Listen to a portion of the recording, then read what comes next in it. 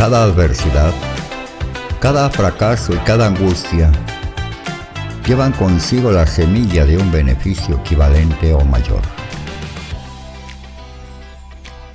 Capítulo 5. El conocimiento especializado. Experiencias personales u observaciones. El cuarto paso hacia la riqueza. Hay dos clases de conocimiento. Uno es el conocimiento general, el otro el especializado. El conocimiento general, independientemente de lo vasto y variado que pueda ser, no resulta muy útil en la acumulación de dinero. Las facultades de las grandes universidades poseen, en conjunto, casi todas las formas de conocimiento general al alcance de la civilización. La mayoría de los profesores no tienen mucho dinero. Se especializan en enseñar el conocimiento, pero no se especializan en la organización de ese conocimiento ni en su empleo. El conocimiento no atraerá el dinero, a menos que esté organizado e inteligentemente dirigido mediante planes prácticos de acción, para el objetivo preciso de la acumulación de dinero. La falta de comprensión de este hecho ha sido una fuente de confusión para millones de personas que creen equivocadamente que el conocimiento es poder. No es nada parecido. El conocimiento es solo poder en forma potencial. Solo se convierte en poder si está organizado en planes definidos de acción y dirigidos hacia un objetivo determinado. El eslabón perdido de todos los sistemas educativos se puede encontrar en el fracaso de las instrucciones educacionales en enseñar a sus estudiantes cómo organizar y usar ese conocimiento una vez que lo han adquirido. Muchas personas cometen el error de suponer que, porque Henry Ford tenía pocos estudios, no era un hombre educado. Los que cometen este error no comprenden el significado real de la palabra educado. Esa palabra deriva de la palabra latina educo, que significa evolucionar, extraer, desarrollarse desde dentro. Un hombre educado no es necesariamente alguien que tiene abundancia de conocimientos generales o especializados. Un hombre educado es el que ha cultivado las facultades de su mente de tal manera que puede adquirir cualquier cosa que se proponga, o su equivalente, sin violar los derechos de los demás. El ignorante que amasó una fortuna. Durante la Primera Guerra Mundial, un periódico de Chicago publicó ciertos editoriales en los que, entre otras cosas, a Henry Ford se le llamaba ignorante pacifista. El señor Ford objetó esas afirmaciones y demandó al periódico por difamación. En cuanto el juicio tuvo lugar, los abogados del periódico exigieron una justificación y llamaron al propio señor Ford al banquillo de los testigos, con el propósito de demostrarle al jurado que era un ignorante. Los abogados le hicieron a Ford una gran variedad de preguntas, todas dirigidas a demostrar de manera evidente que, si bien quizá posee una cantidad considerable de conocimientos especializados en lo que se refería a la fabricación de automóviles, básicamente era un ignorante. A Ford le hicieron preguntas del estilo de ¿quién fue Benedict Arnold? ¿Y cuántos soldados enviaron los británicos a las colonias americanas para sofocar la rebelión de 1776? En respuesta a esta última pregunta, el señor Ford replicó: ignoro la cantidad exacta de soldados que los británicos enviaron, pero he oído decir que fue una cifra considerablemente mayor que la de los que regresaron. Finalmente el señor Ford acabó por cansarse de ese tipo de preguntas y, para contestar una particularmente ofensiva, se inclinó hacia adelante, señaló con el dedo al abogado que había hecho la pregunta y dijo: si de veras quisieras responder la pregunta tonta que acabas de hacerme, o cualquiera de las otras que me ha hecho, permítame recordarle que en mi escritorio tengo una hilera de botones y que apretando el adecuado puedo llamar en mi ayuda a hombres capaces de responder cualquier pregunta que quiera hacerles en lo que concierne al negocio al que he dedicado casi todos mis esfuerzos.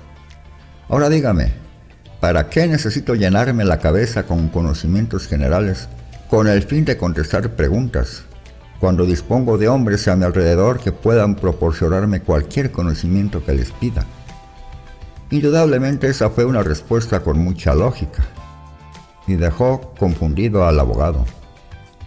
Todas las personas que había en la sala se dieron cuenta de que no era la contestación de un ignorante, sino de un hombre educado. Cualquier hombre es educado si sabe dónde adquirir el conocimiento cuando lo necesita, y cómo organizar ese conocimiento en planes definidos de acción.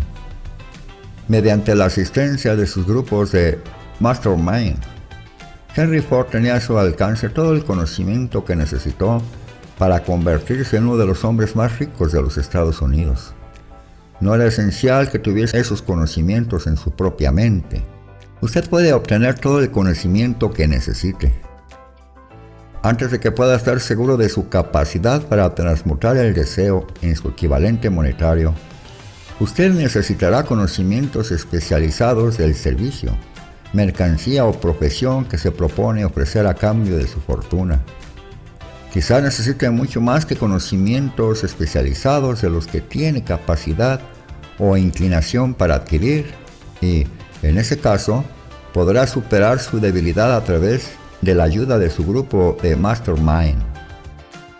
La acumulación de grandes fortunas requiere poder, y este se adquiere mediante el conocimiento especializado, inteligentemente dirigido y organizado. Pero esos conocimientos no tienen por qué estar en posesión de la persona que acumula la fortuna.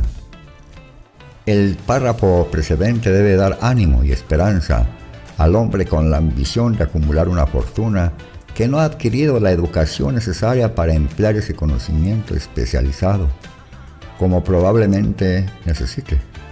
Los hombres a veces pasan por esta vida sufriendo complejos de inferioridad porque no son hombres educados. El hombre que pueda organizar y dirigir un grupo de Mastermind, un grupo de hombres que posee conocimientos útiles para la acumulación de dinero, es un hombre tan educado como cualquiera de los que componen el grupo. Thomas Alva Edison tuvo solo 3 meses de escolarización durante toda su vida. No le faltó educación ni murió pobre. Henry Ford no llegó al 6º grado de la escuela primaria, pero se las arregló muy bien en el plano económico. El conocimiento especializado es uno de los servicios más abundantes y baratos a nuestro alcance. Si usted no está muy convencido de ello, consulte la nómina de pagos de cualquier universidad. Conviene saber cómo comprar conocimientos. Antes que nada, decida el tipo de conocimientos especializados que necesita y la razón de esa necesidad. En gran medida, el propósito primordial de su vida, el objetivo por el que usted se está esforzando, lo ayudará a determinar qué conocimientos necesita. Con esta pregunta planteada, su próximo paso requiere que usted tenga información precisa sobre fuentes de información fiables. Las más importantes son: A. La propia experiencia y educación. B. Experiencia y educación disponibles a través de la cooperación de otras personas, Mastermind. C. Escuelas técnicas y universidades. B. Bibliotecas públicas, libros y publicaciones periódicas donde se puedan encontrar todos los conocimientos organizados por la civilización. E. Cursos especiales de aprendizaje, en escuelas nocturnas y academias por correspondencia particularmente. A medida que los conocimientos se van adquiriendo, deben organizarse con el fin de emplearlos para un propósito definido, mediante planes prácticos. El conocimiento no tiene otro valor que el que se le puede aprovechar de su aplicación en aras de un objetivo valioso. Si usted considera la posibilidad de cursar estudios adicionales, determine la finalidad por la que desea esos conocimientos que está buscando, y luego averigüe dónde pueden obtenerse ese tipo de conocimientos de fuentes fiables. En todas las ocupaciones, las personas que tienen éxito nunca dejan de adquirir conocimientos especializados relacionados con su objetivo principal, negocio o profesión. Aquellos que no tienen éxito suelen cometer el error de creer que la etapa de adquisición de conocimientos acaba cuando uno termina la escuela. La verdad es que la escuela hace muy poco más que mostrarnos el camino de cómo adquirir conocimientos prácticos. La orden del día es la especialización. Esta verdad fue puesta de relieve por Robert P. Moore, antiguo director de empleo de la Universidad de Columbia, en el artículo periodístico "Los especialistas más buscados". Los candidatos más buscados por las agencias de empleo son personas que se han especializado en algún campo, diplomados en escuelas empresariales que tengan experiencia en contabilidad y estadística, ingenieros de todo tipo, periodistas, arquitectos, químicos y también líderes destacados y hombres mayores, enérgicos y activos. El hombre que ha sido activo durante sus estudios, cuya personalidad le permite llevarse bien con toda clase de gente y que ha hecho un trabajo adecuado con sus estudios, tiene un perfil más favorable que el estudiante más estrictamente académico. Algunos, gracias a sus múltiples y variadas calificaciones, han recibido variadas ofertas de trabajo y varios, hasta 6. En una carta del señor Moore, en relación con posibles egresados de su universidad, una de las mayores compañías industriales, líder en su campo, decía: "Estamos interesados sobre todo en encontrar hombres capaces de lograr progresos excepcionales en niveles de gerencia. Por esta razón, prestamos particular atención a cualidades de carácter, inteligencia y personalidad por encima de formaciones educacionales específicas". Posición de aprendizaje. Al proponer un sistema de aprendizaje para estudiantes en oficinas, tiendas y ocupaciones industriales durante las vacaciones de verano, el señor Moore afirma que después de 2 o 3 años de estudios universitarios, a cada estudiante hay que pedirle que elija un curso determinado para el futuro y que disminuya el paso si no ha hecho más que derivar su propósito definido por un currículum, sin especialización académica. Los colegios y las universidades tienen que afrontar la consideración práctica de que todas las profesiones y ocupaciones hoy en día exigen especialistas. Decía, tratando de fomentar el hecho de que las instituciones educacionales acepten más directamente la responsabilidad de la orientación vocacional. Una de las fuentes más fiables y prácticas de conocimiento al alcance de aquellos que necesitan educación especializada son las escuelas nocturnas, que funcionan en muchas ciudades grandes. La enseñanza por correspondencia proporciona conocimientos especializados en cualquier sitio donde llegue el correo, y sobre todo los temas que se puedan tratar por el método de enseñanza a distancia. Una de sus ventajas es la flexibilidad del programa, que permite estudiar durante el tiempo libre.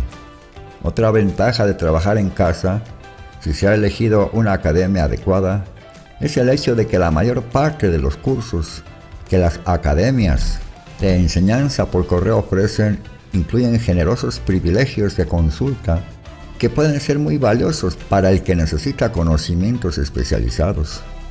No importa el lugar de residencia, uno puede aprovechar todas estas ventajas. Una lección de una agencia de cobros. Por lo general nunca se aprecia lo que se adquiere sin esfuerzo y sin costo alguno, y muchas veces se lo desacredita. Tal vez esta sea una de las razones por las que aprovechamos tan poco de nuestra maravillosa oportunidad en las escuelas públicas. La autodisciplina que uno recibe de un programa de estudios especializados compensa hasta cierto punto la oportunidad desperdiciada cuando el conocimiento estaba a nuestro alcance, gratis. Las escuelas por correspondencia son instituciones comerciales muy organizadas.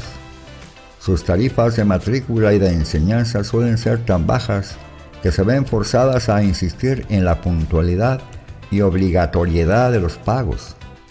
El verse obligado a pagar, al margen de que se obtengan buenas notas o no, tiene sobre el estudiante el efecto de seguir adelante con el curso, incluso cuando prefiera dejarlo. Las escuelas por correspondencia no han resaltado lo suficiente este punto, pero lo cierto es que sus departamentos de cobro constituyen la clase más exquisita de terminar lo que uno empieza. Aprendí eso por experiencia propia hace ya más de 45 años. Me matriculé en un curso por correspondencia sobre publicidad. Después de haber terminado 8 o 10 lecciones dejé de estudiar. No obstante, la escuela no dejó de enviarme las facturas. Es más, insistió en que yo efectuara mis pagos al margen, que si continué estudiando o no. Decidí que debía pagar de todos modos un curso, a lo que me había comprometido legalmente. Completaría las lecciones y obtendría por ellas el valor de mi dinero.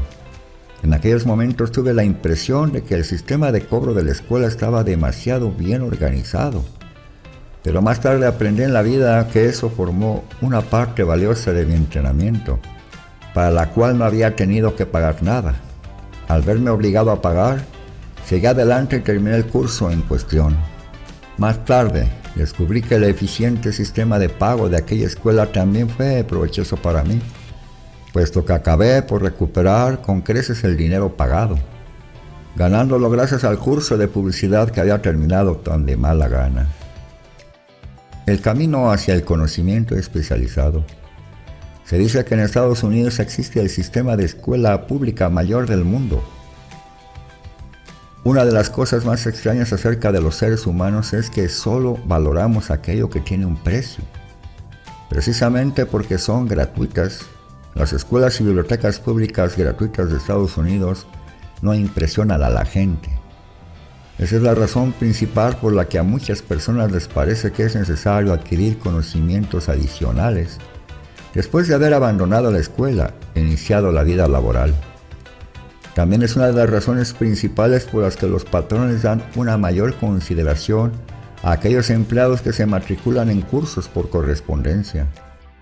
Saben por experiencia propia que cualquier persona que tenga la ambición de emplear una parte de su tiempo libre para estudiar en casa, posee esas cualidades que son necesarias para el liderazgo. Hay en las personas una debilidad para la que no existe remedio alguno. Es la debilidad universal de la falta de ambición. Las personas, en especial las asalariadas, que programan su tiempo libre para dedicarse a estudiar en casa, raras veces permanecen durante mucho tiempo en los puestos inferiores. Su acción les abre el camino hacia la posibilidad de ascender, les elimina numerosos obstáculos de este camino y les permite ganarse el amistoso interés de quienes tienen el poder de situarlos en el camino de la oportunidad.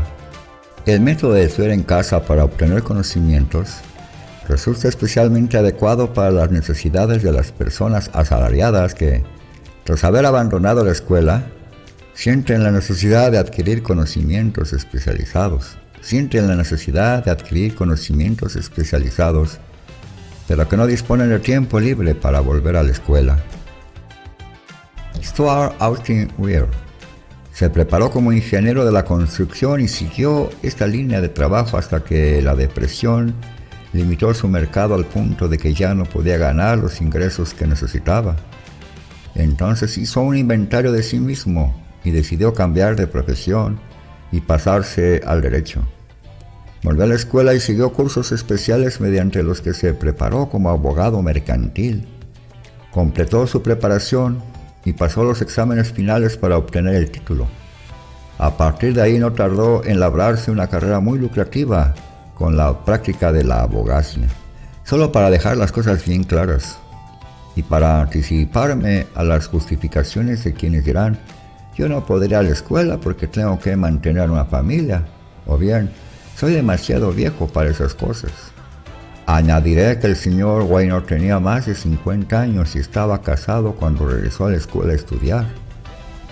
Al seleccionar cursos altamente especializados en las universidades que estaban mejor preparadas para enseñar los temas elegidos, el señor Weir completó en 2 años el trabajo para el que la mayoría de los estudiantes de leyes necesitaban emplear 4. Vale la pena saber cómo adquirir el conocimiento. Una idea que siempre dio resultado. Consideremos un caso específico. Un vendedor en un supermercado se encontró de pronto sin empleo.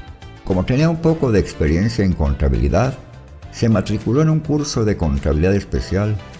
Se familiarizó con las últimas novedades de la rama contable y equipos de oficina y se puso a trabajar por su cuenta. Empezó con el supermercado para el que había estado trabajando e hizo contratos con más de 100 pequeños comerciantes para llevarles la contabilidad, cobrándoles una tarifa mensual muy baja.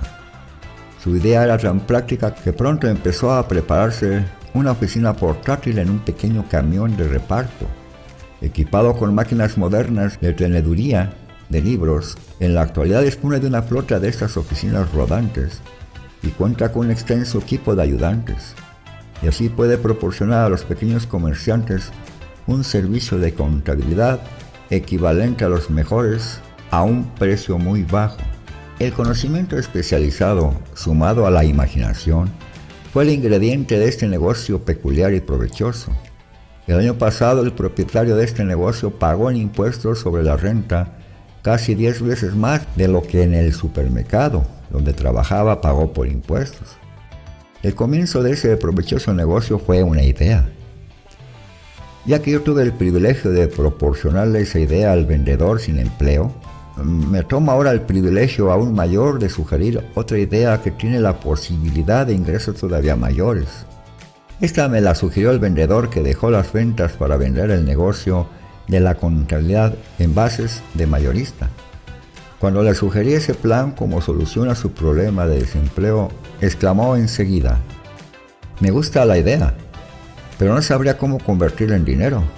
En otras palabras, se estaba quejando de que no sabía cómo comercializar sus conocimientos de contabilidad después de haberlos adquirido. Así, eso generaba otro problema que había que resolver.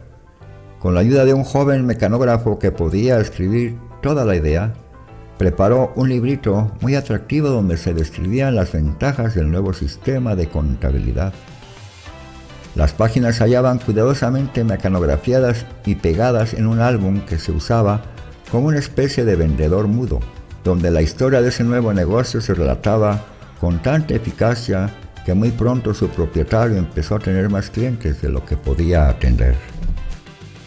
Un plan probado para conseguir empleo ideal. Hay miles de personas en todo el país que necesitan los servicios de un especialista en ventas, capaz de prepararles un currículum atractivo para ofrecer sus servicios personales. La idea que se describe aquí nació de la necesidad de subsanar una emergencia que había que superar, pero no le ha sido útil solo a esa persona. La mujer que creó la idea tenía una imaginación brillante. En su idea recién nacida vio una nueva profesión que serviría a los miles de personas que necesitaban asesoramiento práctico para vender sus servicios personales. Impulsada a la acción por el éxito instantáneo de su primer plan para vender servicios personales, esta enérgica mujer se abocó a la solución de un problema similar para un hijo suyo que acababa de salir de la universidad, pero que había sido incapaz de encontrar un mercado para sus servicios. El plan que ella ideó para el joven fue el mejor plan para vender servicios personales que yo había visto jamás. Cuando completó el currículum, contenía 50 páginas de información mecanografiada, perfectamente organizada, que contaba la historia de las capacidades innatas de su hijo, sus estudios, sus experiencias personales y una gran variedad de otras informaciones, demasiado extensas para describirlas. El libro con el plan también contenía una descripción completa del puesto de trabajo que su hijo deseaba y un esquema del plan que pondría en práctica para alcanzar ese puesto. La preparación del libro del currículum requirió varias semanas de trabajo, durante las cuales su creadora enviaba a su hijo a la biblioteca pública casi todos los días a buscar datos que ella necesitaba para preparar el plan de venta de sus servicios. También lo enviaba a visitar a todos sus competidores para el empleo, y de ellos reunió información vital en lo concerniente a sus métodos de venta, que fue de gran valor en la formación del plan que intentaba usar para alcanzar la posición que buscaba. Cuando el plan quedó terminado, contenía más de media docena de excelentes sugerencias para uso y beneficio del posible empleador. Usted no tiene que empezar desde abajo. Uno podrá sentirse tentado a preguntar, ¿por qué todas esas complicaciones para asegurarse un trabajo? La respuesta es, hacer bien una cosa nunca es una complicación. El plan que esa mujer preparó para beneficio de su hijo ayudó a este a conseguir el trabajo para el que se había presentado en la primera entrevista, con el salario que él mismo había estipulado. Además, y eso también es importante, ese puesto no requería que el joven empezara desde abajo. Comenzó como ejecutivo junior con un salario de ejecutivo. ¿Por qué enredarse con todos esos problemas? Por una razón.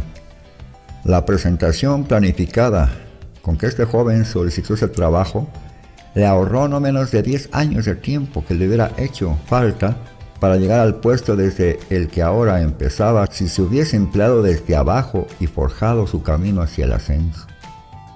La idea de empezar desde abajo y forjarse el propio camino pueden parecer buena, pero la principal objeción que se le puede hacer es que son demasiados los que empiezan desde abajo y nunca se las arreglan para asomar la cabeza lo bastante arriba como para que la oportunidad los vea, de modo que se quedan abajo. También hay que recordar que la perspectiva que se observa desde abajo no es muy brillante ni muy estimulante. Tiene tendencia a matar la ambición. Es lo que llamamos estancarse en una rutina, lo que significa que aceptamos nuestro destino porque nos formamos el hábito de la rutina diaria. Un hábito que llega a ser tan fuerte que acabamos por no intentar ya sustraernos de él. Y esa es otra razón por la que conviene empezar 2 o 3 escalones por encima del de abajo. Al hacerlo de este modo, uno se forma el hábito de estar atento al entorno, de observar cómo progresan los demás, de buscar la oportunidad y no dejarla escapar. Haga que la insatisfacción funcione a su favor. Van Halpen es un ejemplo espléndido de lo que voy a explicar. Durante sus años de universidad trabajó como manager del famoso equipo de fútbol Notre Dame, que fue campeón nacional en 1930, cuando se hallaba bajo la dirección del finado Knute Rockne. Halpin terminó sus estudios universitarios en un momento sumamente desfavorable, pues la depresión había creado una grave escasez de trabajo, así que después de aventurarse un poco en las inversiones y en el mundo del cine, aprovechó la primera oportunidad con un futuro potencial, vendiendo audífonos eléctricos a comisión. Cualquiera podía empezar en un trabajo así, y Halpin lo sabía, pero ese trabajo le bastó para abrir las puertas a la oportunidad.